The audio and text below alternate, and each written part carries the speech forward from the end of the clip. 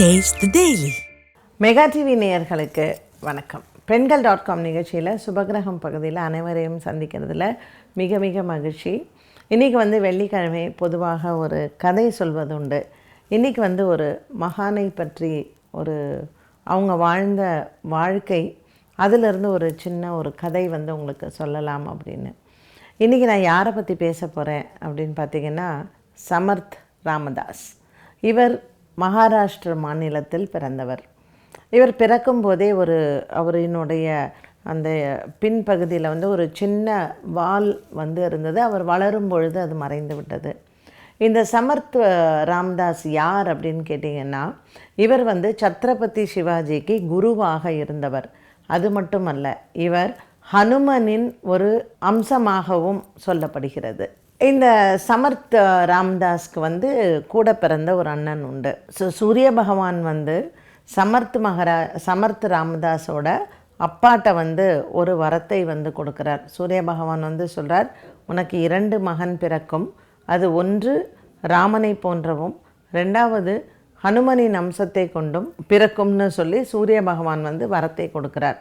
So அந்த பெரியவருக்கு அவங்க கங்காதரன்னு பேர் வச்சுருந்தாங்க. சின்னவருக்கு இவருக்கு சமர்த் ராமதாஸ் அப்படின்ற திருநாமத்தை வைத்தார்கள். இந்த சமர்த் ராமதாஸ் எப்பொழுதுமே ராம ஜபம் தான் பண்ணுவார். அண்ட் அவருக்கு ரொம்ப சின்ன வயசுலேயே இந்த குரங்கு சேஷ்டை அப்படின்னு சொல்லுவாங்க இல்லையா, ஸோ மரத்து மேலே ஏறுறது, வீட்டிலே செவுத்து மேலே ஏறுறது, இந்த மாதிரியான நிறைய சேஷ்டைகள் எல்லாம் பண்ணுவார். ஸோ அவங்க அண்ணா பார்த்தார், இவரை ஏதாவது ஒரு விதத்தில் இவருக்கு அந்த அமைதியை கொடுக்கணும்னு சொல்லி, நீ போய் ஆஞ்சநேயர் கோவிலில் ராம ஜபத்தை பண்ணு அப்படின்னு. ஸோ அதில் என்ன ஆயிடுச்சுன்னா, அவர் ரொம்ப நிறைய ராம ஜபம் பண்ணி கிட்டத்தட்ட அவர் 3 கோடியே அந்த ராம ஜபத்தை, ஸ்ரீராம் ஜெயராம் ஜெய ஜெயராம், இந்த நாமத்தை உருவாக்கி சொல்லியதே சமர்த் ராமதாஸ் தான். ஸோ அவர் 3 கோடி ஜபத்தை அதை செய்து ராமபிரான் அவருக்கு நேரில் அருள் பாலித்திருக்கிறார். அந்த காலத்தில் முகலாயர் மன்னர்கள் எப்படி ஒரு சனாதன தர்மத்தை அழிக்கக்கூடிய ஒரு காலகட்டத்தில் சமர்த் ராமதாஸ் ஹிந்து இதை நிலைநாட்டி இந்தியா மக்கள் எல்லாரிடத்துலையும் போய் ராமபிரானினுடைய மகிமையை பேசி, ஸோ இவர் வாழ்ந்த காலத்தில் தான் துக்காராமும் வாழ்ந்திருக்கிறார். ஸோ இவங்க எல்லாருமே பார்த்திங்கன்னா 15th செஞ்சுரியில் வாழ்ந்தவர்கள். அப்போது இந்த சமர்த் ராமதாஸ் கல்யாணம் பண்ணுற ஏஜ் வருது. ஸோ இவர் கல்யாணம் பண்ணுறதுக்காக எல்லாம் இது பண்ணுறாங்க. ஆனால் திருமண மேடையிலேருந்து இவர் விட்டுட்டு ஓடி போய்ட்றார். இவருக்கு திருமணத்தில் விருப்பம் இல்லை. ஸோ அப்படி போனதுக்கப்புறம் இவர் ஃபுல்லாக ராமபிரானினுடைய கதையை கோவிலாக போய் பேசி, அப்படி ஒரு நாள் ஒரு இடத்துல அவர் உட்காந்து உபன்யாசம் பண்ணுறார். ராமபிரானை பற்றி உபன்யாசம் பண்ணுறார். அங்கே யார் அந்த உபன்யாசத்தை கேட்க வந்தார் அப்படின்னு பார்த்திங்கன்னா, ஹனுமத் சாட்சாத் ஹனுமன் ஒரு பிராமணர் வேடத்தம் பூண்டு அங்கே உட்காந்து அதை கேட்குறார்.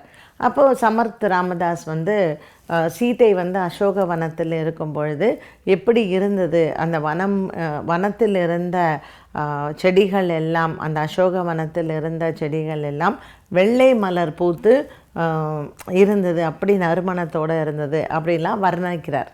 உடனே ஹனுமன் பார்க்குறார்.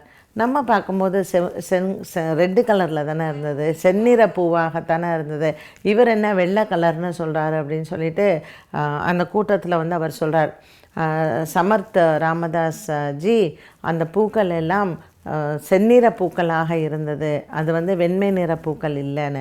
உடனே சமர்த் சொல்கிறார், இல்லை வால்மீகி அது வெண்மை நிறம் தான் எழுதியிருக்கிறாரு, நான் வால்மீகி சொன்னதை தான் நான் சொல்கிறேன் அப்படின்னு. உடனே இவர் தர்க்கம் பண்ணுறார், ஆஞ்சநேயர் தர்க்கம் பண்ணுறார், கிடையாது அது செந்நிறத்தில் தான் இருந்ததுன்னு. உடனே சமர்த் ராமதாஸ்க்கு ஒரு ஆசை. உடனே இவர் என்ன சொல்கிறாரு, நான் நேர்லேயே பார்த்தவன், நான் தானே ஆஞ்சநேயர், நான் ஹனுமன் இல்லையா, நான் நேரில் பார்த்தவொடனே சமர்த் யோசிக்கிறார், ஓ அப்போ ஹனுமன் வந்திருக்காருன்னா நம்ம இவரை வச்சு ராமரை தரிசனம் பண்ணிடலாமே அப்படின்னு. உடனே சமர்த் சொல்கிறாரு, நம்ம 2 பேரும் ஏன் தர்க்கம் பண்ணுறோம், ராமபிரானையே கேட்கலாமே அப்படின்னு. உடனே ஹனுமார் சமர்த்தை கூட்டிகிட்டு போகிறார். ஸ்ரீ ராமபிரான் அங்கே முன் தோன்றார். உடனே ராமபிரான் சொல்றார், நான் எங்கே அசோகவனத்தில் இருந்தேன், சீதை தானே இருந்தா, ஸோ சீதை கிட்ட கேட்கலாம் அப்படின்னு சொல்லிட்டு சீதையை பார்க்க போகிறாங்க. உடனே சீதை பிராட்டியார் சொல்கிறாங்க, அந்த வனத்தில் இருந்த பூக்கள் எல்லாம் வந்து நீல நிறத்தில் இருந்தது அப்படின்னு சொல்கிறாங்க. ஸோ சமர்த் ராமதாஸ் சொன்னது வந்து வெண்மை நிறத்தில்னு சொன்னார். ஹனுமன் சொன்னது செந்நிறத்தில் ரெட் கலரில் இருந்ததுன்னு. சீதா பிராட்டியார் என்ன சொல்கிறாங்க, கிடையாது அது நீல நிறத்தில் இருந்தது அப்படின்னு. ஸோ 3 பேரும் வெவ்வேறு நிறங்களை சொல்கிறார். உடனே என்ன பண்ணுறார் ராமபிரான், வாங்க வால்மீகிட்டே போய் கேட்கலாம், அவர் தானே எழுதியிருக்காருன்னு. ஸோ வால்மீகி மகரிஷி வந்து சொல்கிறார், ஹனுமான் நீ வந்து ரொம்ப கோபத்தோட லங்கையில் வந்து எல்லாத்தையும் எரித்து விட்டு அந்த கோபத்தோடு உன்னுடைய கண்கள் சிவந்திருந்தது. அப்போது உனக்கு அந்த பூக்களை எல்லாம் பார்க்கும் பொழுது அந்த இடமே செந்நிறமாக தெரிந்தது. உடனே இவர் கேட்குறார், சரி எனக்கு அப்படி இருந்தது, ஏன் சீதா பிராட்டியாருக்கு நீல நிறத்தில் இருந்தது அப்படின்னு.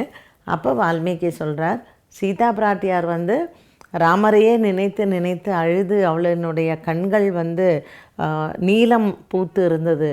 அதனால் அவள் பார்க்கும் இடம் எல்லாமே அவளுக்கு நீளமாக இருந்தது. ஆனால் அந்த இடத்தில் இருந்த பூக்கள் எல்லாம் வெண்மை நிறத்தில் தான் இருந்தது அப்படின்னு சொல்லி வால்மீகி சொல்கிறார். ராமதாஸ்க்கு ரொம்ப சந்தோஷம் ஆயிடுச்சு.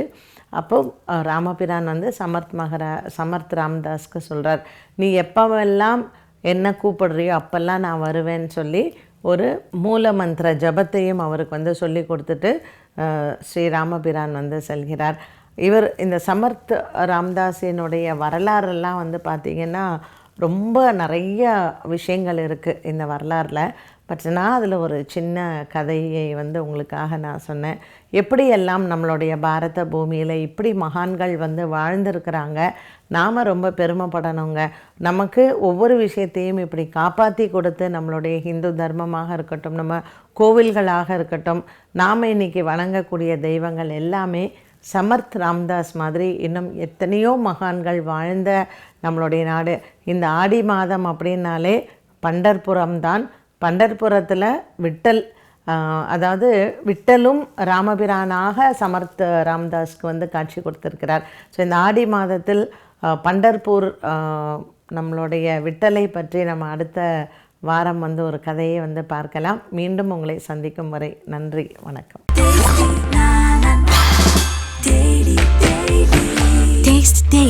Taste the Daily.